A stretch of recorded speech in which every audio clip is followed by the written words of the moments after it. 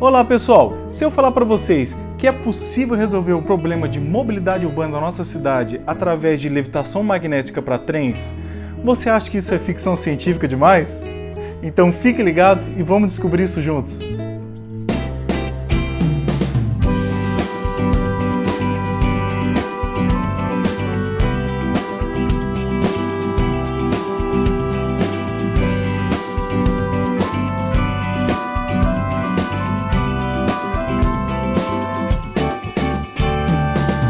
E aí pessoal, bem-vindos novamente no meu canal.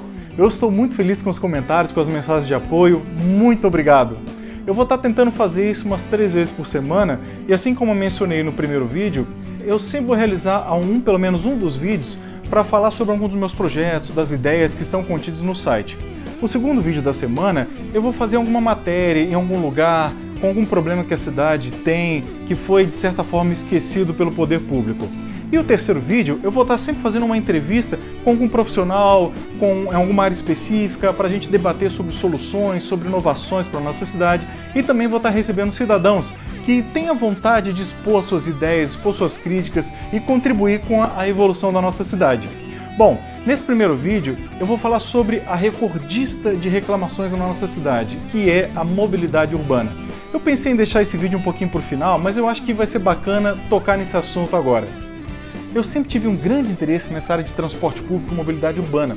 Por isso que eu entrei na Federal, cursando Engenharia Civil, para me especializar nessa área. E, obviamente, meu TCC foi dentro dessa área.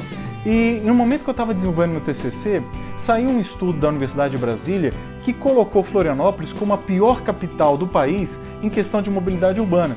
E isso me deixou ainda mais intrigado e ainda com mais vontade de desenvolver uma solução para a nossa cidade. E esse resultado tão ruim desse estudo de Brasília vem em virtude de uma somatória de fatores, mas principalmente em virtude de um formato muito específico que a nossa ilha possui. São literalmente várias ilhas dentro de uma ilha maior, estreita e com restritas opções de passagem, ou seja, não conseguindo ter vazão em algumas horas do dia e sendo um verdadeiro pesadelo na vida de tantos cidadãos, aliado ao constante crescimento de moradores da cidade e piorando ainda mais a já existente distribuição irregular populacional que a gente tem aqui. Algumas bibliografias, como de Goldner, que eu tive a honra de ser um dela, mostram que, mesmo você ampliando ruas, duplicando avenidas, implantando túneis, mesmo assim, vários pontos críticos não vão ser solucionados. Então, ela chega numa conclusão que para a gente poder solucionar o problema de transporte público, de mobilidade urbana de Florianópolis, tem que haver uma mudança no modelo de transporte urbano da nossa cidade. Atualmente, a nossa cidade vive uma predominância absoluta no que se refere ao modo de transporte público. Além de não termos um transporte por trilhos, a gente também tem uma carência enorme marítimo, mesmo sendo uma ilha. Então, obviamente, o resultado dessa dependência total do meio rodoviário inevitavelmente são as consequências negativas para a nossa cidade, que é o aumento significativo no tempo de deslocamento. Além disso, há também consequências de cunho ambiental, pois o excesso de congestionamento acarreta em uma maior deterioração do ar, porque promove uma maior emissão de gases, além de materiais particulados e principalmente monóxido de carbono. Uma outra questão que ocorre na nossa cidade é a sobreposição de linhas. O que significa isso? Nós temos vários ônibus que vão para vários bairros diferentes, porém, em virtude do formato da nossa cidade, vários desses ônibus eles percorrem exatamente o mesmo caminho, o mesmo percurso grande parte do tempo, ou seja, aumentando ainda mais os congestionamentos e em certas regiões da cidade. Pois bem, na época da universidade eu passei 2 anos desenvolvendo meu TCC e durante esse tempo eu tive a sorte de poder participar de uma conferência internacional justamente sobre uma tecnologia que tem sido desenvolvida para essa finalidade. Então, partindo dessa ideia da mudança do modelo de transporte público, eu imaginei linhas troncais pela cidade, obviamente passando pelas regiões de maior fluxo e utilizando a ideia de um modelo ferroviário, independente da rede viária da cidade, ou seja, ou de forma elevada ou de forma subterrânea, tirando todo o fluxo de transporte público da rede viária da cidade. Porém, a implantação de um metrô, ou seja, de forma subterrânea, é algo muito caro. E em virtude do número de pessoas que a gente tem hoje utilizando o transporte público, se torna altamente inviável. No entanto, já há estudos que indicam, em termos de viabilidade, a comparação entre o retorno financeiro de outros modelos viários possíveis para a cidade. E nesse gráfico que eu vou mostrar agora, a gente vai comparar o BRT de chão e o VLT também de chão com o VLT elevado e o maglev, que também é elevado. O BRT começa com um investimento mais baixo de todos, mas ele possui um crescimento de gastos muito mais elevado do que todos os outros, pois a manutenção e a operação são muito caras. Sem falar que o preço dos ônibus, por exemplo, aqueles papa-filas, eles são da ordem de R$1 milhão. Além disso, ainda há o fator de desgaste de pavimento e inúmeros cruzamentos com as ruas da cidade.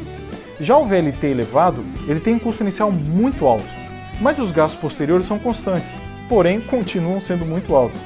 E o VLT de chão, ele tem um custo inicial mais baixo, e após 20 anos ele já se mostra mais viável que o BRT. Mas todos os problemas de espaço na cidade vão continuar, sem falar nos cruzamentos que atrapalham a rede viária. E por fim a gente tem o maglev, que tem um custo inicial um pouco mais elevado que o VLT de chão, mas os gastos posteriores são muito mais baixos do que todos os outros, mostrando uma taxa interna de retorno muito mais elevada do que todas as outras opções. Essa vantagem que o maglev tem em relação aos outros meios é em virtude de uma somatória de fatores. Por exemplo, ele é muito mais leve, então não precisa de uma estrutura muito robusta como o VLT, então ele pode ser todo montado em peças de aço e de fácil manutenção. Ele também não utiliza combustível porque é movido a energia solar. E a energia gerada é muito maior do que a energia consumida. Ou seja, essa energia excedente pode ir para a rede pública, barateando o custo do cidadão, dos impostos, da iluminação pública. Um outro ponto também é que ele não tem atrito, ou seja, ele não tem gasto de peças. E ele possui uma alta aceleração, possui uma frenagem mais rápido, e diferente de um trem que 3, 4% de gradiente ele já começa a ter problemas, o maglev ele vai a 15%. Ou seja, ele consegue se adaptar às nossas ruas, porque aqui em Florianópolis a gente tem muitos desníveis e o maglev não ia ter problema com isso. Um outro ponto é que ele tem um raio mínimo de 30 metros, então ele se encaixa perfeitamente nas ruas da nossa cidade. Além dos benefícios já citados, a gente tem uma economia na energia de transporte. Como a gente pode ver nesse quadro, ele tem um consumo energético muito abaixo de automóveis, ônibus e até mesmo no trem comum. A gente também tem uma redução nas emissões de CO2, onde nesse outro quadro a gente pode ver também que é muito menor do que todas as outras modalidades juntas. E uma outra grande vantagem é o desenvolvimento da nossa indústria, porque diferente do ônibus, que é um investimento milionário, os módulos para poder adaptar a demanda são muito baratos e são fáceis de ser montados. Ou seja, você pode ter um impulso da economia, tanto municipal, estadual, até mesmo nacional.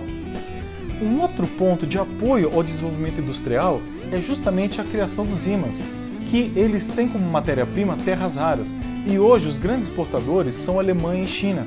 Porém, aqui no Brasil, como você pode ver nesse mapa, a gente tem muitas reservas que poderiam apoiar demais a economia dos estados. Fora outros pontos que também podem ser encontrados no meu site e no meu trabalho. Em relação ao modelo das linhas elevadas, a gente pode ver nessas imagens aqui. As estações se encontrariam a uma altura de 5 metros em relação à rua, permitindo a passagem de ônibus e caminhões abaixo, sendo que o acesso à estação pode ser tanto por meio de escadas ou por elevadores, para idosos e pessoas com deficiência. Na parte superior das estações ficam instaladas as placas fotovoltaicas, que vão abastecer a linha bem como as estações. E em virtude do baixo consumo da estrutura, assim como eu falei antes, toda a sobra de energia vai ser transferida para a rede elétrica da cidade, sendo utilizada na iluminação pública, barateando o custo para o cidadão. E na parte de baixo das linhas elevadas ficaria uma ciclovia de 2 mãos, que faria a ligação de todo o sistema da cidade, facilitando o uso do bike sharing e de qualquer outro ciclista. Toda a linha da ciclovia vai estar protegida por grades e por jardins lineares, que cruzariam toda a cidade, aumentando ainda mais a natureza no centro e nos bairros. Obviamente, eu acho importante frisar o seguinte: nenhum motorista hoje iria ficar sem emprego, porque os ônibus iriam continuar existindo, só que trabalhando de uma forma diferente. A gente ia ter as linhas troncais ligando os bairros e os ônibus iam ter só função circular para abastecer as estações. Ou seja, um consumo muito menor de combustível, tendo uma economia muito maior e, obviamente, podendo atender a cidade de forma muito mais eficiente, porque o transporte público ia chegar em locais onde hoje não chegam. Bom, há muitos mais detalhes e informações que podem ser conferidos no meu site e no meu trabalho. Mas tentando resumir aqui de uma forma bem simples, Essa solução para a cidade, ela seria, primeiro, ecologicamente correta, porque ela gera muito menos poluição, tanto ambiental quanto sonora, e ela também tem um consumo energético muito menor. Segundo, ela é economicamente correta, porque ela tem uma taxa interna de retorno muito maior do que as outras opções, justamente em virtude da sua manutenção e da sua operação muito mais barata. A terceira questão é que ela é tecnicamente mais correta, porque ela tem um método construtivo muito mais prático. Então ela pode ser implantada mesmo com uma mínima interferência na rede viária. A quarta questão é que ela é politicamente correta. Por que politicamente correta? Porque ela é calcada em tecnologia nacional. Então ela gera muito mais oportunidades para o crescimento industrial e científico, tanto municipal, quanto estadual, quanto nacional. E por último, ela é socialmente correta, porque ela facilita a mobilidade, melhorando a qualidade de vida das pessoas, tanto na questão de segurança quanto na questão de saúde. E o resultado de todas essas medidas, em conjunto com as ações complementares, como o Zona 30, como o Bike Sharing, que estão bem mais detalhados no meu site, você pode conferir lá, ela gera uma gama de benefícios que são criação de passagens e cruzamentos mais seguros, melhora a qualidade de vida da população que reside e trabalha no entorno, proporciona e encoraja e aumenta os níveis de caminhada e ciclismo, ela reduz os índices de obesidade em virtude do aumento da vida ativa, ele reduz o volume de tráfego de veículos a motor em decorrência das baixas velocidades praticadas nas vias da cidade e do incentivo à utilização do transporte público. E, obviamente, isso acarreta numa redução dos índices de acidentes rodoviários, ferimentos e morte a todos. Reduz também as emissões de gases de efeito estufa, poluição do ar, poluição sonora.